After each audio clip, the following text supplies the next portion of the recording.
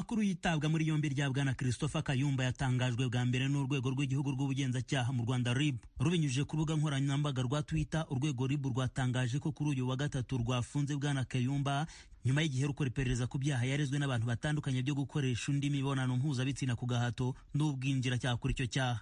Ijwi rya Amerika rikimara kubona aya makuru ryahamagaye umuvugizi w'urwego rw'ubugenzacyaha RIB Bwana Thierry Murangira dukeneye amakuru yisumbuye ku bigaragara mu byo batangaje kuri Twitter, ariko ntibyadukundiye. Bwana Murangira ntiyitabye telefone, adusaba kumwoherereza ubutumwa bugufi kuri iyi ngingo, ntiyabusubiza ntiyanitaba telefone igihe cyose twakomeje kumuhamagara.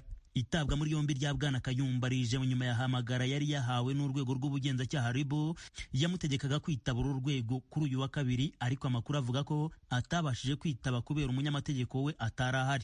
Ijwi rya Amerika rivugana na Maître Jean Bosco Ntirenganya Sefu wunganira Kayumba yavuze ko nawe yatunguwe n'ifungwa rye kuko nta bishya yabazwaga bitandukanye n'ibyo yari yabajijwe mbere. Mu kubazwa rero n'ubundi ibyo bamubazaga n'ubundi yari asanzwe yarabishubije, n'ubundi nta gishya cyane. Nibwo rero turangije asabye ko yakwatsa telefone, baramubwira ngo ntabwo birarangira. Yewe nasohotse nyuma umugenzacyaha witwa Michel watubajije nibwo yambwiye ngo araza kubimenyesha. Atarashira umwanya muto nahise mbona Twitter yari ivuga ko bamufunze, n'ayo makuru nahise mbona. Urumva rero birababaje, kandi ubundi icyo tuzi ni uko yamara gukurikirana umuntu adafunze kandi twabibabwiye, gufunga bikaba exposition irengayobora, byatubabaje. Maître Ntirenganya akavuga ko Kayumba hari n'ibyo aregwa bimaze imyaka 9. Bafite ububasha bwo kuba babikurikirana, ariko ni ukureba ngo iyo uvuze ngo umuntu yaviyoye undi, viyore igaragazwa na expertise medical, nizere ko ibyo bimenyetso byose bigomba kuba bihari. Naho ubwinjiracyaha, gukora icyo cyaha, wibaza uburyo byaba byaragenze, ubwo dutegereje iperereza icyo rizatanga. Mbere y'uko ajya kwitaba uru rwego ariko Bwana Kayumba yarimo ategura kugirana ibiganiro n'abanyamakuru batandukanye cyane, agasobanura icyo abona nk'intandaro yo kongera gutumizwa n'urwego RIB. Umwe mu bo bavuganaga ni Dieudonné Niyonsenga wa Ishema TV, n'umwe mu bo yandikiye ubutumwa bugufi kuri telefone abamenyesha ko afunzwe. Mu masaha 8:42 nabonye message kuri WhatsApp arambwira ati bamujyanye muri gereza. Kayumba aregwa gukorera abagore ihohoterwa rishingiye ku gitsina. Mu biganiro bitandukanye yagiranye na Bwana Niyonsenga Dieudonné n'abandi, yakunze guhakana ibirego, abyita icengezamatwara riciriritse rishingiye ku nyungu za politiki. We abimamo mu kiganiro ambwira ko ari ibintu bya politiki, ari propaganda iciriritse bacuze, kubera ko yaramaze kugaragaza ko yashinze ishaka rya politiki. Aravuga ati ibyo nta byigeze biba, ati ni propaganda. Kayumba wahoze yigisha muri Kaminuza y'u Rwanda mu ishuri ry'itangazamakuru n'itumanaho, n'umushakashatsi cyane n'umusesenguzi mu bya politiki. Umwe mu bagore aregwa guhohotera ari mu banyeshuri yahoze yigisha. Uwamurega kumuhohotera mu mwaka w'ibihumbi 2017, hagasigara hibazwa uburyo ibi birego byatanzwe nyuma y'uko Kayumba amaze gushinga ishyaka Rwandizi Platform for Democracy ritavuga rumwe n'ubutegetsi buriho. Iri shyaka yarishinze nyuma yo kuva muri gereza, aho yafunzwe umwaka wose ashinjwa gushaka guhungabanya umutekano ku kibuga mpuzamahanga cy'indege cya Kanombe. Uretse Kayumba ufunzwe, habanje gufungwa Bwana Jean Bosco Nkusi. Uyu bari bafatanije gushinga ishyaka, ashinzwe ubukangurambaga bw'ishyaka, ashingiye ku bandi banyapolitiki kugeza ubu babura n'ibindi byaha bidegembya. Umunyapolitiki wigenga Bwana Buduru Rashidi Hakuzimana asanga bitari bikwiye ko Kayumba aburana afunzwe. Ku giti cyanjye nk'umunyapolitiki, kuko umuntu yazaja muri gereza ariko urukiko rwarangije kumwanya ibyaha, mu rwego rwo kugira ngo igihugu kigende neza, umuntu yari akwiriye kuzaja aja muri gereza ari uko urukiko rwamuhamije icyaha. Cyane cyane ko turi kubona abantu benshi bafungwa nka Jay Polly murumuna wacu, urabona yarafunzwe ntiyari yakaburanye, ariko turamubuze. Byari bikwiriye ko habaho ko twese twaringanira ku itegeko ry'igihugu. Kuva yashinga ishyaka, Kayumba yakunze kumvikana mu biganiro bitandukanye atarya umunwa mu kunenga imigenzereze y'ubutegetsi buriho mu Rwanda. Mu ibaruwa ndende ifunguye yandikiye Perezida w'u Rwanda Paul Kagame na mbere y'uko ashinga ishyaka, Kayumba hari aho yibutsa ko imyumvire abaturage bafite ku butegetsi yagombye guhinduka. Akavuga ko batagakwiye kubona ubutegetsi nk'umubyeyi, ahubwo bagombye kubona ubutegetsi nk'umukozi w'abaturage uhembwa n'abo baturage. Urwego rw'ubugenzacyaha RIB mu makuru rwanditse kuri Twitter ruvuga ko kugeza ubu Kayumba afungiye. Uganda ejo yahaye ikiganiro cyihariye televiziyo y'Abafaransa France 24 yumvikanisha ko leta y'u Rwanda yafunze umupaka uhuza ibihugu byombi. Ibikubiye muri icyo kiganiro tubigezweho na mugenzi wacu Temistokle Mutijima uri mu Rwanda. Abakuru b'ibihugu by'u Rwanda na Uganda bakomeje kwitana ba mwana ku ntandaro yo kutarangira kw'imibanire mibi iri hagati y'ibi bihugu by'ibituranyi. Mu kiganiro aheruka kugirana na televiziyo mpuzamahanga y'Abafaransa, perezida wa Uganda Yoweri Museveni yavuze ko ubutegetsi bw'u Rwanda bwafunze imipaka ari nabwo bukwiye gusobanura no gutanga igihe iki kibazo kizarangirira. Ni mu gihe mugenzi we w'u Rwanda Paul Kagame nawe yaherukaga kubwira abanyamakuru ko ikibazo kiri ku ruhande rwa Uganda ndetse ko ubutegetsi bw'icyo gihugu nibubishaka ibibazo bihari bizarangira. Ikiganiro cyihariye cya perezida Museveni n'umunyamakuru wa televiziyo France 24 yo mu Bufaransa cyagiye hagaragara kuri uyu wa gatatu kiribanda cyane ku bibazo by'umutekano bigaragara mu karere k'uburasirazuba bwa Afurika. Bigeze ku kibazo cy'u Rwanda na Uganda aho imipaka ihuza ibyo bihugu imaze imyaka 2 ifunze, umunyamakuru yabajije perezida Museveni niba hari icyizere ko imipaka y'ibi bihugu by'ibituranyi yafungurwa vuba. Iki nicyo bwana Museveni yamusubije. Wajya kubaza uwafunze imipaka, sinjye wafunze imipaka. Twagiranye ibiganiro duhujwe na Angola mu myaka mike ishize. Ntacyo byatanze. Sindabona imipaka ifungurwa. Umunyamakuru yakomeje kubaza icyaba cyarateye imibanire mibi hagati y'ibi bihugu byombi n'ibirebana n'amagambo ngo yaba yaratangajwe na perezida Kagame ko Museveni ariwe ntandaro y'ikibazo, yibona nk'umuntu ushaka gutegeka akarere kose agatoteza abategetsi bagenzi be. Perezida Museveni yahakanye kuba yaba hari uwatoteza mu bategetsi bagenzi be bo mu karere. Ku ntandaro y'imibanire mibi n'u Rwanda ho ati ibyo sinshaka kubyinjiramo kubera ko bwana Kagame atari hano, nturi n'urukiko ku buryo najya kugusobanurira aho mpagaze ku bireba bwana Kagame.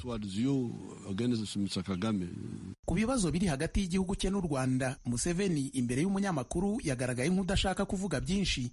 Mugenzi we w'u Rwanda Paul Kagame ubwo yaganiraga n'abanyamakuru batandukanye kuri iki cyumweru, ikiganiro cyanatambutse kuri televiziyo y'igihugu, yari yagarutse kuri iki kibazo avuga ku by'ihohoterwa rikorerwa abanyarwanda muri icyo gihugu gituranyi ari naryo ubutegetsi bw'u Rwanda bwahereyeho bufunga imipaka. Yavuze ko icyo azakora ari ugutegereza no gukomeza kubwira ababikora tubabaza ariko ibi ni iki, murabikorera iki, dushakisha uko wenda amaherezo bizarangira.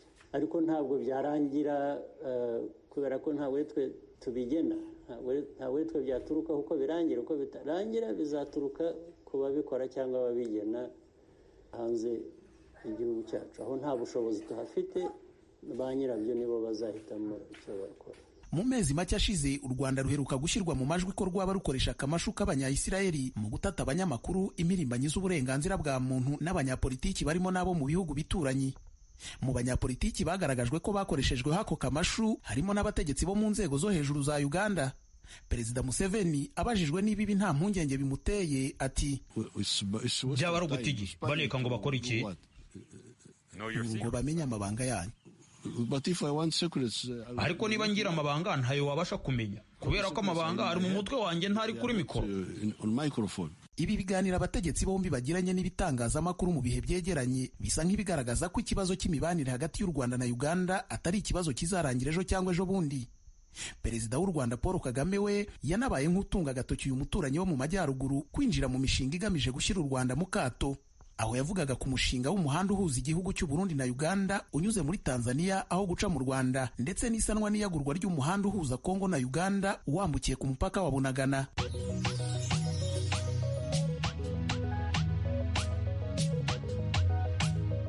Inshuti z'Ijwi ry'Amerika, uretse kuri FM musanzwe mutwumviraho, mushobora kudukurikira no ku mirongo migufi bita short waves kuri metero 25, ni ukuvuga kuri kilohertz 11,835. Buri munsi ni kuva ku wa mbere kugera ku wa gatanu, kuva saa 2:30 kugera saa 3 no kuva saa 3:30 kugera saa 4 ku mugoroba. Ku wa gatandatu ni kuva saa 12 kugera saa 12:30 ku mugoroba. Ijwi ry'Amerika kuri metero 25 kilohertz 11,835.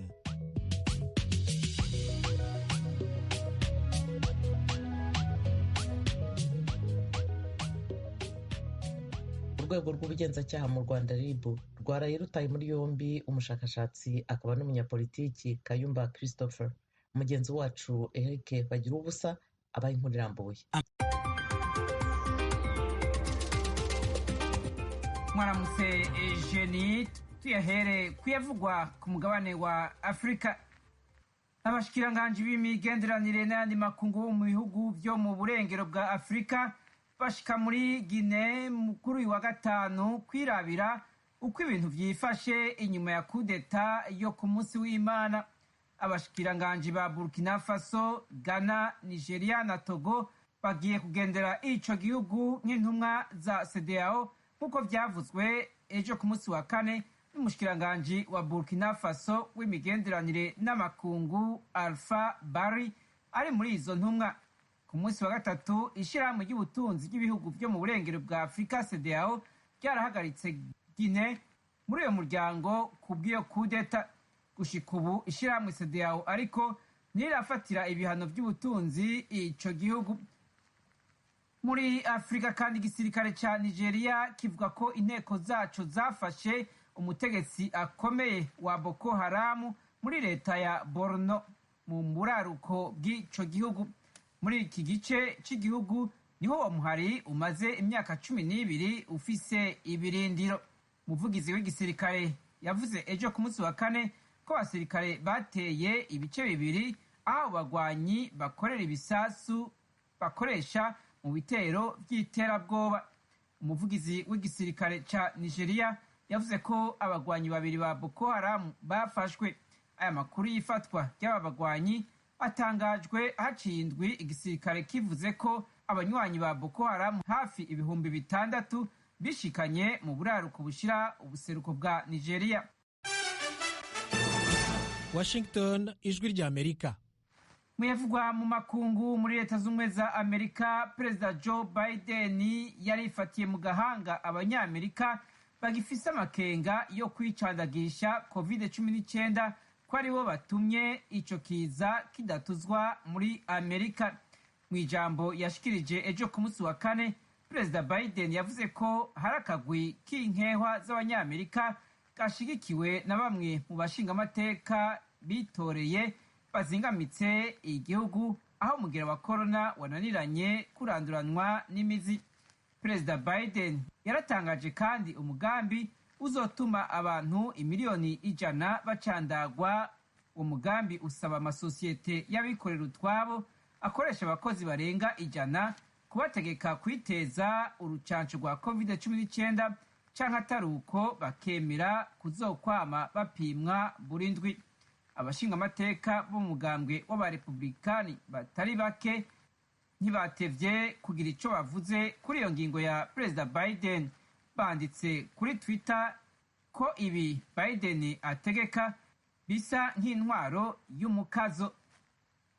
Muri Amerika kandi Perezida Joe Biden vyitezwe ko ashikiriza ijambo abanyamerika mu gihe ejo kwa gatandatu itariki ya 11 y'ukwezi kw'icenda Amerika izoba yibuka imyaka 20 ihaciye habaye ibitero vy'iterabwoba mu bibanza bibiri hano muri Amerika. Kuri uyo munsi w'igitero abantu 2,996 barahasize ubuzima mu gitero c'iterabwoba kitari bwigere kibaho muri kahise k'isi. Ico gitero cakurikiwe n'intambara yamaze imyaka 19, amezi 10, indwi zitatu hamwe n'imisi 2 muri Afghanistan. Ubushikiranganji bwo kwivuna abansi bwa Amerika buharura ko abasirikare babwo bashika 2,325 bapfiriye muri iyo ntambara. Mu karere k'ubuseruko bwo hagati, Isirayeli iri mu ruhigi rwo kurondera abanyepalestina 6 batorotse ibohero mu buraruko bw'ico gihugu mu ntango z'iyindwi. Isirayeli ivuga ko bari bafunzwe bagirizwa iterabwoba. Abategetsi ba Isirayeli bafise ubwoba kandi ko bashobora kuzogaba ibitero by'iterabwoba canke kunyuruza abantu. Aloyizi Bigirimana, urakoze kutugezaho amakuru avugwa hirya no hino ku isi. Mu kanya turajya mu karere k'ibiyaga bigari bya Afurika.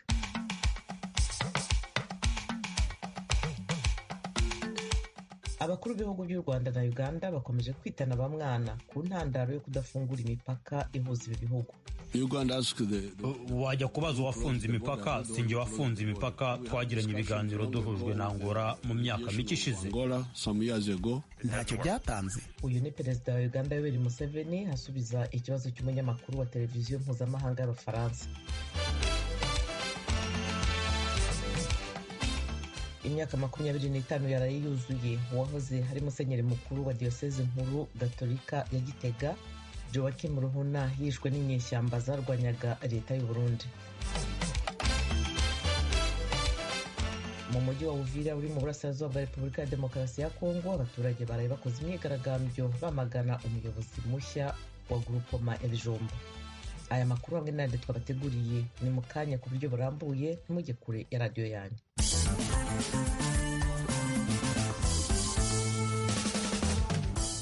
Perezida turabaramukije bakunzi namwe banywanyi b'ijwi rya Amerika.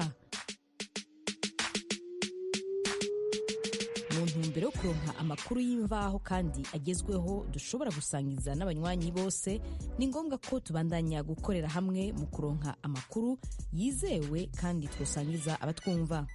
Kubera iyo mvo, ijwi rya Amerika ribasaba ko mwobandanya kudushikiriza amakuru, amafoto, amavideo y'ibibera aho mutuye, aho mukorera, aho mwiga n'aho mugendera. Mudushikiriza n'ibindi vyiyumviro n'ivyifuzo mufise vyo dufasha kubandanya tubashikira ku nyota y'ibibaraje ishinga mukoresheje urubuga rwa Facebook VOA Radio Yacu canke inomero yacu ya WhatsApp ikurikira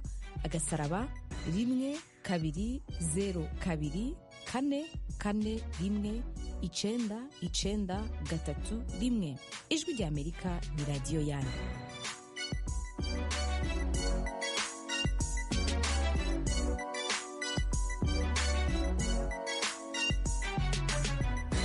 Imyaka 25 yaraye yuzuye uwahoze ari musenyeri mukuru wa diyoseze nkuru gatolika ya Gitega Joachim Ruhuna yishwe n'inyeshyamba zarwanyaga leta y'u Burundi. Hari ku itariki ya 9 y'ukwezi kwa 9 mu 1996 i Gitega. Kiliziya Gatolika ejo yatumije amakoraniro harimo ayo gushyigikira n'abandi bantu bose bafatwa nk'abakoze igikorwa cyo kunywanisha abarundi no kubunga. Mugenzi wacu uri mu biro by'ijwi rya Amerika i Nairobi muri Kenya, Eroje Birikaneza, abaye inkuru irambuye. Ibirori byo kwibuka musenyeri Joachim Ruhuna byatangujwe n'imisa yasomwe na musenyeri mukuru wa diyoseze ya Gitega Simon Ntamwana. Hari kuri paruwase yitiriwe Christ Roi iri ku Mushasha ku mugwa mukuru wa politike Gitega. Mu nkuka ya misa yibukije ko hejuru yo kurazwa ishinga no kugira mwitwarariko wa buri gihe wo kubona ishengero katolika rishinga imizi kurushanya kwigendera yafise kandi ku mutima akabigendera navyigisha barongoye n'abakirisu ukwiyunga no kurekuriranira. Musenyeri mukuru wa Gitega yasavye abakatolika n'abarundi muri rusangi gufatira akarorero kuri Ruhuna, abinginga kwamana ryo bitwararika kutaganzwa na kamere y'amacakubiri uko asa kose. Niko gutangaza ku itariki ya 9 ukwezi kw'icenda buri mwaka yagenywe kuba yo gusabana imbabazi no kunywana muri diyoseze ya Gitega kugira ngo akaranga mutima ka Ruhuna ntikibagiranwe. Turacafitiwe umwenda twebwe twabuze, turacababajwe nuko twebwe abarundi tutarashobora kumenya uwatugize imfuvyi. Uyu munsi twawufashe kw'ingingo, twashatse kuno munsi woba uwo gushira mu ngiro iragi twahawe n'uwo muvyeyi ngo dushobore gusaba n'ikigongwe no gutanga ikigongwe, mbere ntitunarinde kugisabwa. Umukuru w'inama nkuru y'abepiskopi katolika mu Burundi nawe yabwiye ishengero rya Gitega ko Ruhuna yagendeye ubutwari n'ubugabo imbere n'uko Iroma mwizera bakamuzeza igihugu c'Imana. Musenyeri Joachim Ntahondere yashinze intahe y'ivyo azama mwibukirako. Murazi ko yari muremure, umushinga ntahe agamutse koko ku mubiri, nagira ndababwira uko mwamubona ku mubiri ko no ku mutima ariko yaragamutse. Ndibuka tuganira mu mwaka wari ugoye wa 1993 ansanze i Roma, turiko tuvugana ivy'ingene abarundi tutubahuka gutumbera ukuri. Araheza arambwira ati burya rero ukuri dukwiye gutumbera, guheta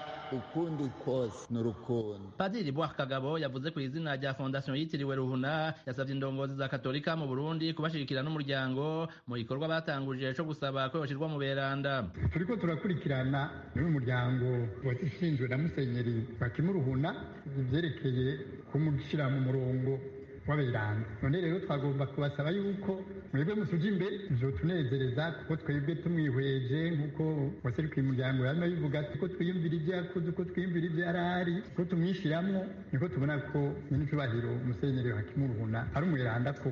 Icyo kintu duteza imbere gushikaho kizoranguka. Mu kurindira ko biranguka, Musenyeri mukuru wa Gitega abazwa no kubona we yasubiriye yishwe azize amajambo yo kwiyamiriza ubwicanyi yari yavuze. Y'imyaka 25 iraheze iryo bara riguye ngaho iwacu mu Burundi, umwungere yicwa kubera ijambo avuze, kubera inyigisho atanze. Ayo majambo yari yavuze hafubwa abatutsi bagera ku 648 bishwe n'inyeshamba zagwanya leta ico gihe, hari mikambi bari bahungiyemo muri komine Bugendana mu ntara ya Gitega kwa 25 ukwindwi 1996. Aya namwe muri iyo. Murabe namwe mwitegereze imivyimba bene wacu irambara amajana n'amajana niyo vyagirije ivy'abishe nga bose n'abagore n'abana badashobora kwivuna. Bari barabuza ababo muri Gitugutu 93 gatesha izabo baza gutuna muri aka gahinga,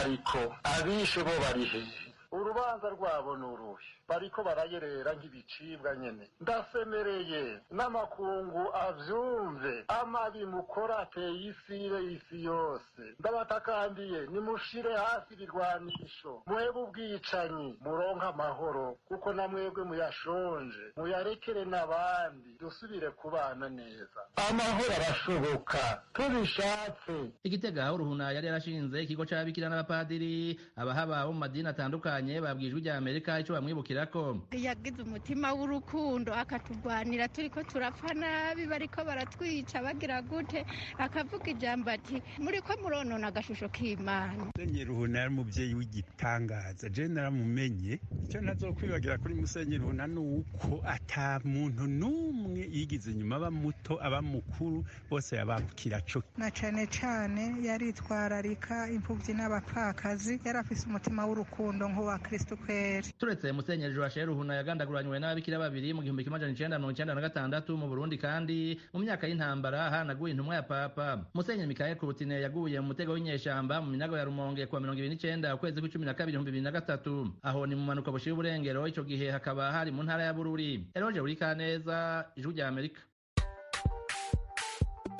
Muri Isanga ni ikiganiro cy'Ijwi rya Amerika kibanda ku bibazo binyuranye byo mu karere k'ibiyaga bigari bya Afurika. Ikiganiro gitumira abantu bo mu nzego zitandukanye bagasubiza ibibazo by'abakunzi b'Ijwi rya Amerika. Ndi mu ntara ya Muyinga aho bita muri komine Giteranyi aho bitatura. Ndi hano Kampala Uganda.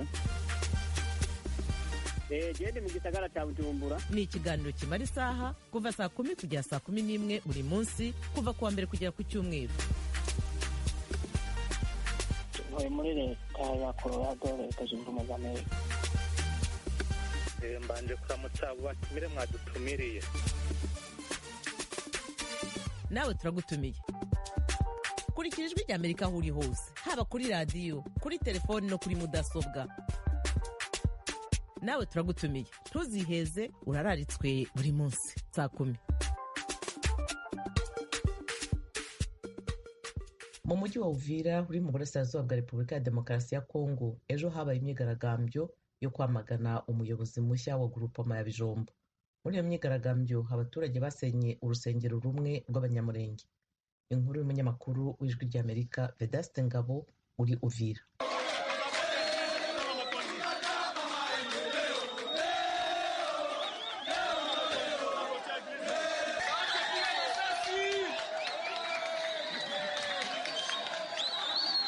Aya ni amajwi yo bamwe mu baturage mu mujyi wa Uvira biriwe mu myigaragambyo yo gusaba yuko abanyarwanda bavuga yuko bita abanyamurenge basubizwa iwabo mu Rwanda. Ni imyigaragambyo yanini yari yitabiriwe n'abaturage bo mu bwoko bw'Abavira n'Abapfurero. Aho twagiye tunyura, urubyiruko rwari rwafunze ibarabara n'amapine ndetse n'amabuye, urundi nagwo rwari rwikoreye inzugi nyuma yo gusenya rumwe mu rusengero rw'abanyamurenge ruzwi ku izina rya 37e Kadesi. Amaduka n'amasoko muri uyu mujyi uherereye muri Kivu y'Epfo yiriwe afunzwe kubera iyi myigaragambyo.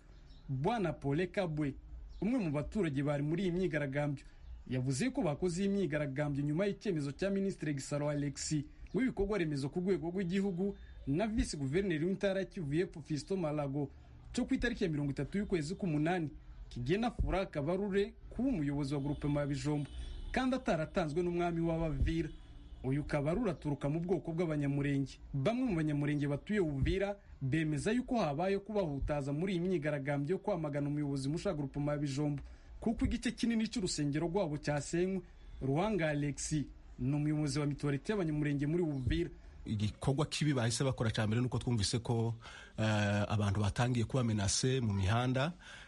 Ikanisa rimwe bita 37e kadese sinzi ikanisa ryose y'ubwoko risengeramwe abantu benshi amoko atandukanye, ariko kubera ko wenda majorite ishobora kuba ari abanyamurenge nibo batewe kugeza ubikanisa barisenye, ibintu byinshi ibikoresho byabo babipiye, ibintu byinshi byangiritse n'abantu hirya no hino bagiye baba menase, abandi babwirwa amagambo mabi yo kubatera ubwoba, babatuka ko ari abanyarwanda bashaka kubambutsa iwabo nk'uko babivuga. Moyizeri Bakari ni umuturage w'umunyamurenge utuye Uvira, asanga hari uburangare bwa leta kuba basenyewe urusengero mu gihe hari abandi banyamurenge bagiye bahigwa kandi inzego z'umutekano zihari. Twebwe ikidutangaje ni ukubona leta irebera aho bikorwa hirya no hino. Imihanda y'abanyamurenge yasenywe bavuga ngo nta barabara rihari ryo kubarozayo, bakavuga ngo bafite effectif nkeya, ariko hano ni muri meri, ni ahantu hatuye amoko atandukanye, abanyamurenge, abafurera, abavira, abashi n'andi moko n'amoko ibihumbi batuye hano Buvira, ariko bagashira amasaha 2 ikanisa riri gusenywa, ririsenywa n'abasore bazwi, risenywa n'abasore bahamagawe n'abantu bazwi, ariko ntihagire icyo leta ishobora gukora. Yatumye abapolisi 3 mu kanya gatoya babasore barongera baragaruka. Twifuza nuko leta ishobora gufatira biriya bintu mu kuboko kwayo igahesha abanyamurenge umutekano.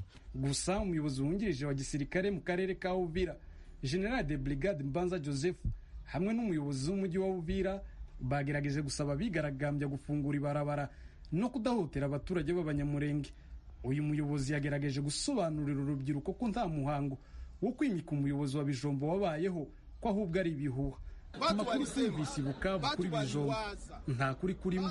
Abantu baravuze, baratekereje, twebwe nk'abashinzwe umutekano na administrateur wa territoire nta rupapuro rw'umuntu wagizwe umuyobozi wa Bijombo twari twabona. Administrateur wa territoire yapata karatasi. Mu itangazo ubuyobozi bw'intara ya Kivu y'Epfo bwasohoye kuri uyu wa 4 bwahakanye amakuru y'ishigo ry'umuyobozi musha groupement ya Bijombo. Bamwe mu banyamurenge bavuga yuko groupement ya Bijombo umwami wa Vira Lenge Rampa Rome yayihaye Kabarure Sebasonura mu bwoko bw'abanyamurenge kuyobora mu mwaka w'1969, ariko kuri ubu abavira bavuga yuko atari umuyobozi wayo kuko atavuka muri uwo muryango w'ubwami. Vedaste Ngabo ku bwaragijwe igihe Amerika Uvira mu ntara ya Kivu y'Epfo. Turabasuhuje bakunzi banywanye ibijwi ry'Amerika.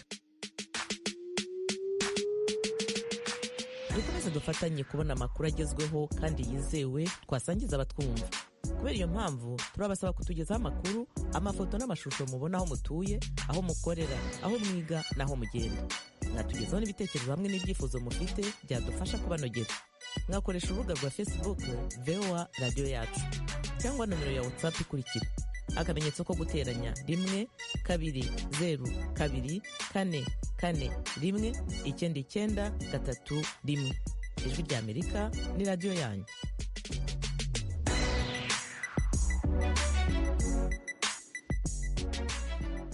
Nshuti mwari muduteze amatwi, ibiganiro byacu byo kuri iyi saha naha bihumurije, ntimuze gucikwa ntibiza gukurikira. Tubashimiye rero ko mwahisemo gukurikira radio yanyu Ijwi ry'Amerika. Bakoze kandi bagenzi banjye bose bagize uruhare muri ibi biganiro. Byari bihagarariwe na Edi Rwema. Dieudonne Cyubahiro niwe washyize hamwe amajwi. Kuri mikoro mwari kumwe nanjye Eugenia Mukankusi. Tubasezeye mwese tubifuriza kugubwa neza, turabifuriza amahoro n'amahirwe muri byose aho muherereye hose.